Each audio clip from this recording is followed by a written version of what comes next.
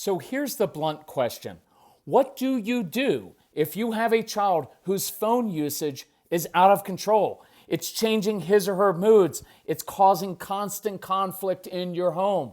And it often feels like you're held hostage to this technology, this device, and you can't quite figure out what to do. Well, that's what we're going to discuss on today's episode of the Calm Parenting Podcast. So welcome. This is Kirk Martin, founder of Celebrate Calm. You can find us at celebratecalm.com. If you have any struggles, reach out to our son Casey, Casey, at celebratecalm.com, and tell us about your family, what you're struggling with. We discuss it as a family. We reply to you personally and usually very quickly because our mission is to help you. So let us know how we can do this. So this podcast is going to skew slightly to older kids, right? Kids who have an iPhone or a cell phone. But I encourage those of you with younger kids to listen so you can avoid this scenario playing out in your home at all costs because it's not fun and can actually be really destructive.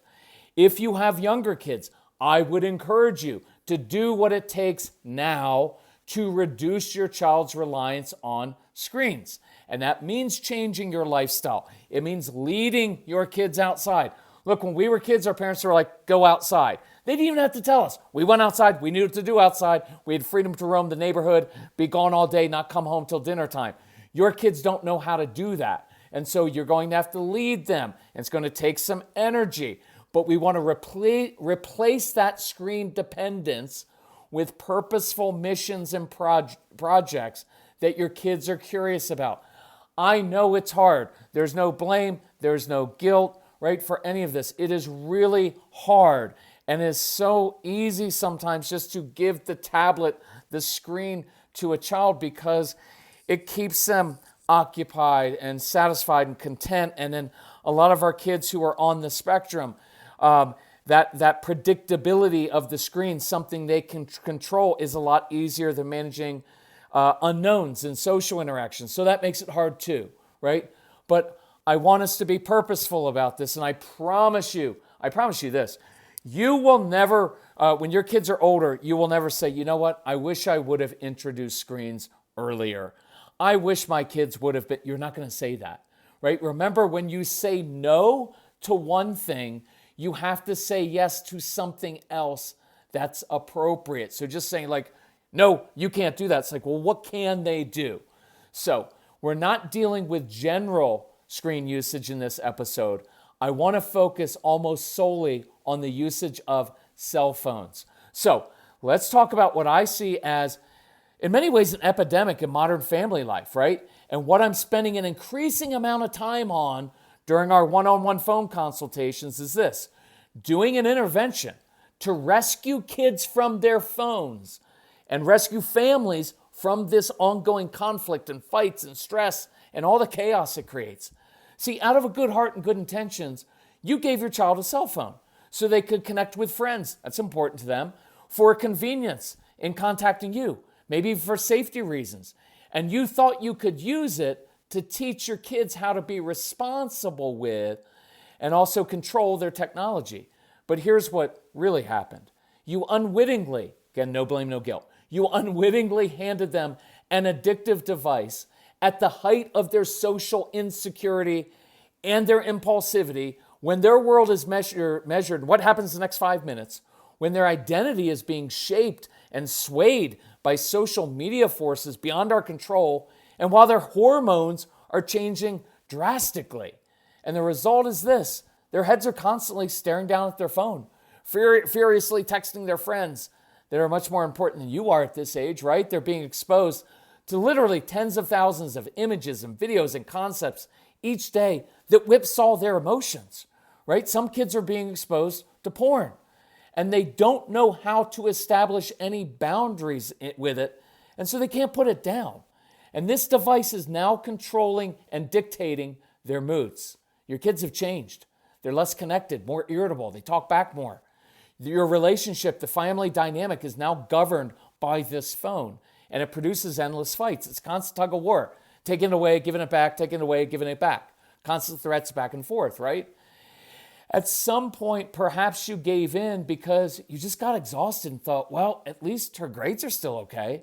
Or at least he's connecting with someone and he's not alone. It keeps him occupied and out of our hair. And I understand that. There's no blame or guilt, right? But now it's gone too far. And it's literally tearing your relationship and family apart. And you're now afraid to restrict or even take away the phone, because if you do, your child will freak out. They'll yell for days. They'll give you the silent treatment. Some of them will threaten to destroy your house and perhaps even get physical with you, right? And I take that seriously. But that alone should tell you that it's gone way too far. The fact that you're afraid to do something for the protection of your own child, right? The fact that you are now held hostage by this device and it's controlling your home, that means we've got to do something about it. So you have to act.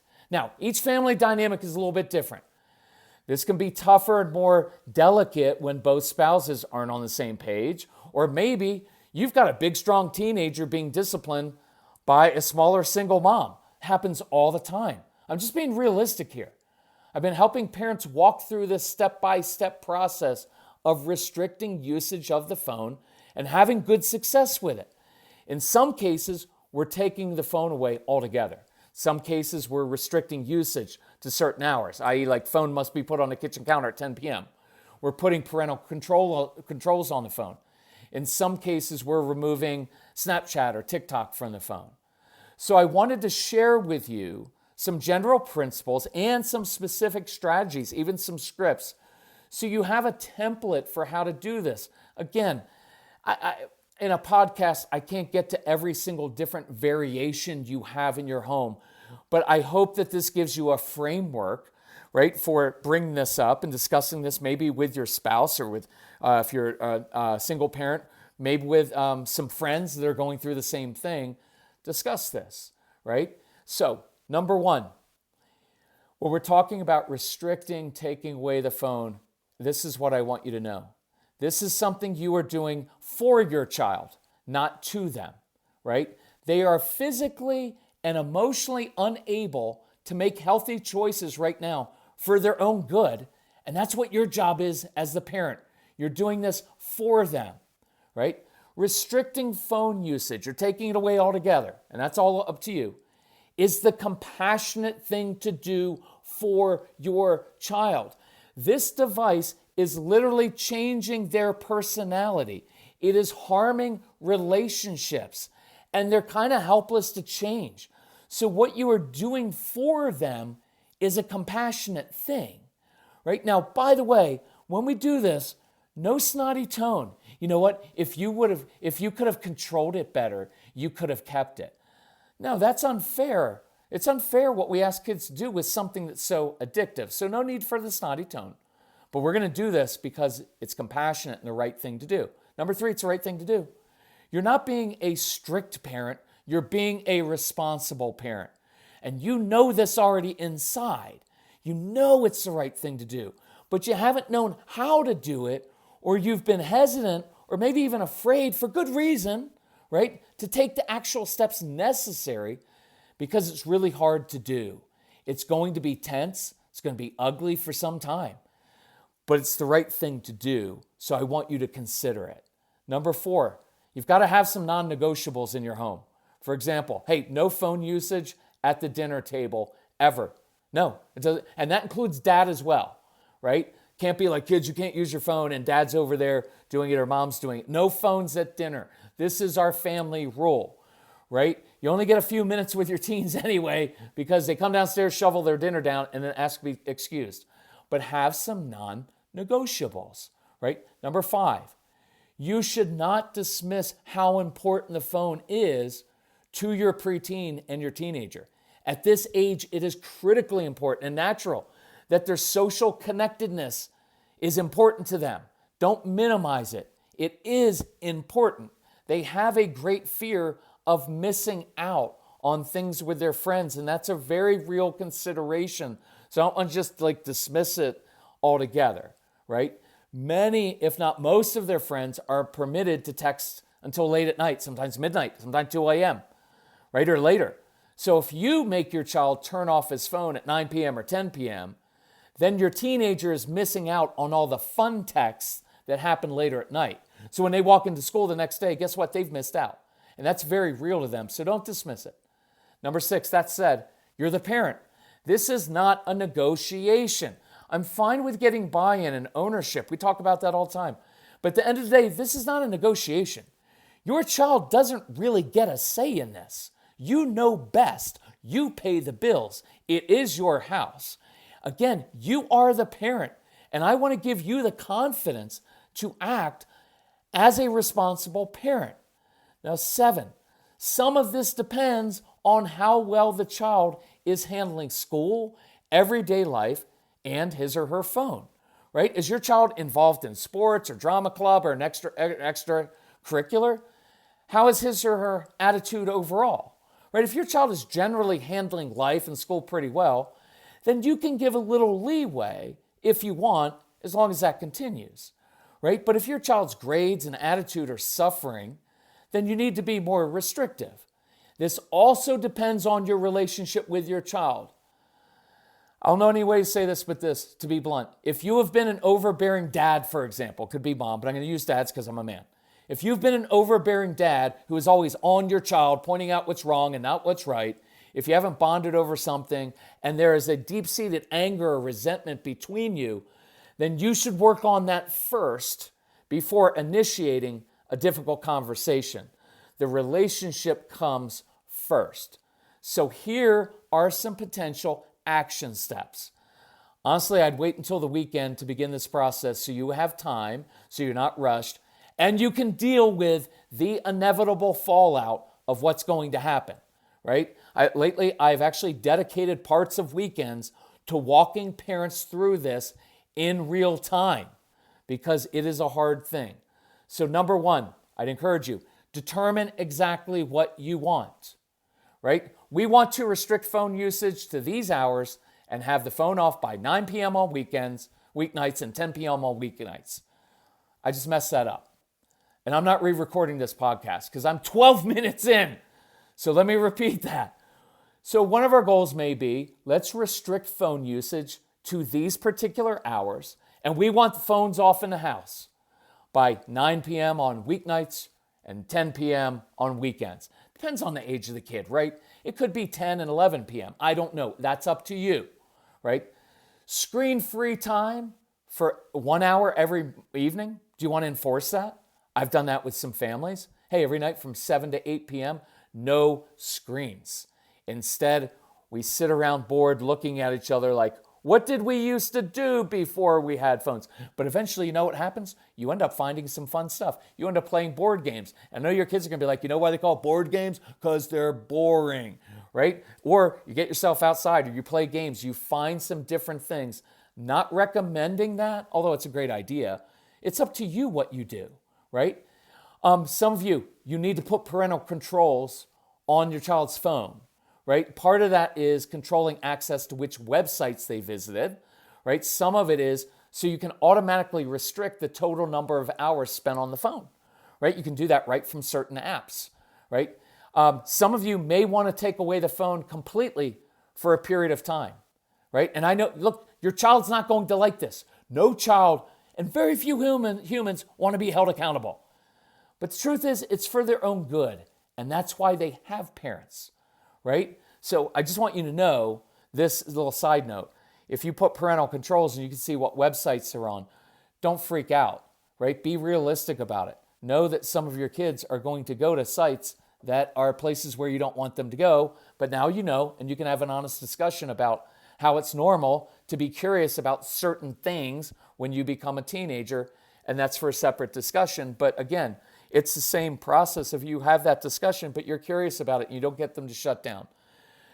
Number 2, you may want to frame the entire discussion this way.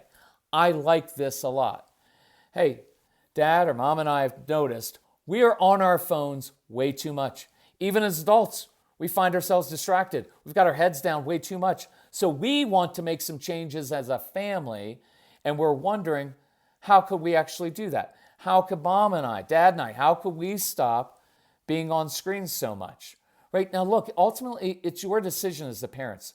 But it would be really good if your kids have a little bit of insight into how to do this. That gives them some ownership.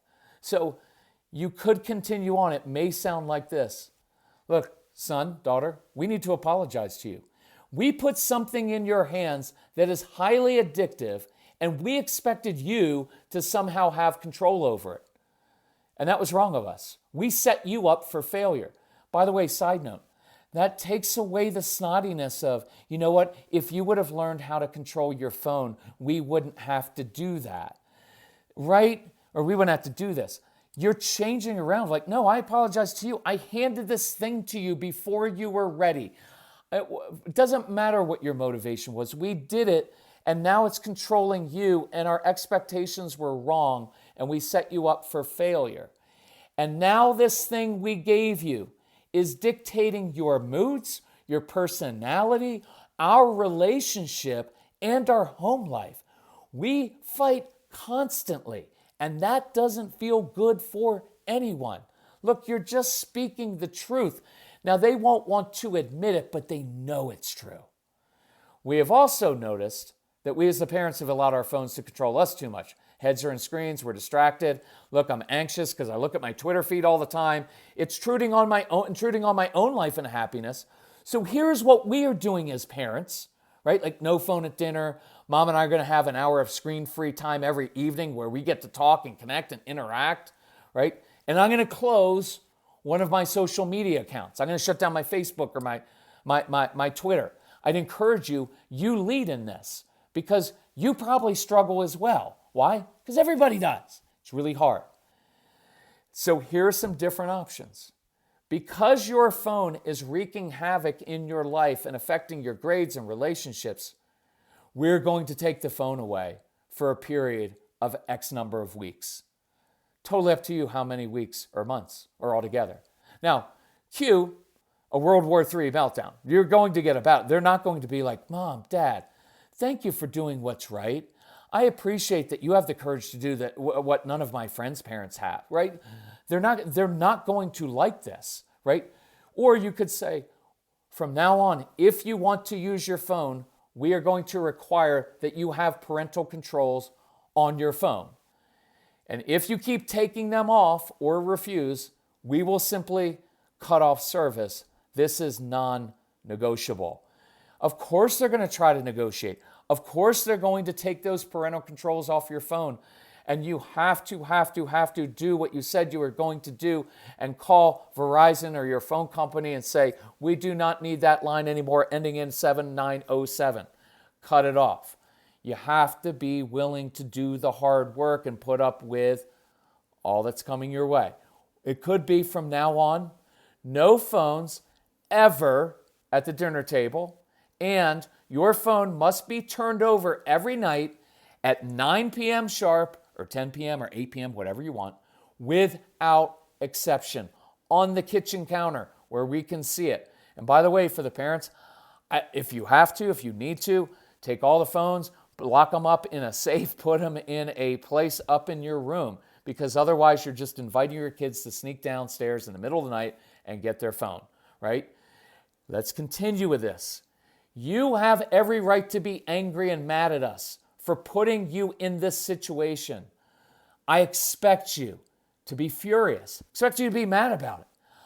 Look, I'm okay with you calling me names, saying how unfair it is that we don't understand how important your phone is. You have every right to do that. But if you think that threatening us or destroying things around the house will help you get this phone back, know that it will have the opposite effect. It will prove to us that we were right, that this device is controlling you instead of you controlling it. And there will be zero chance for you to get it back.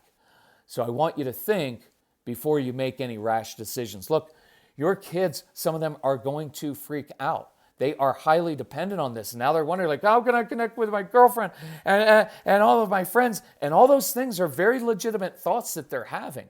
And they're going to react badly around it, towards you. But I do want to set it out right away. If you think that destroying things around the house will somehow cause me to cower and to give in and give this back to you, son, daughter, I want you to know it will actually have the exact opposite effect. You will have proved that you're not in control of this. Look what this is doing.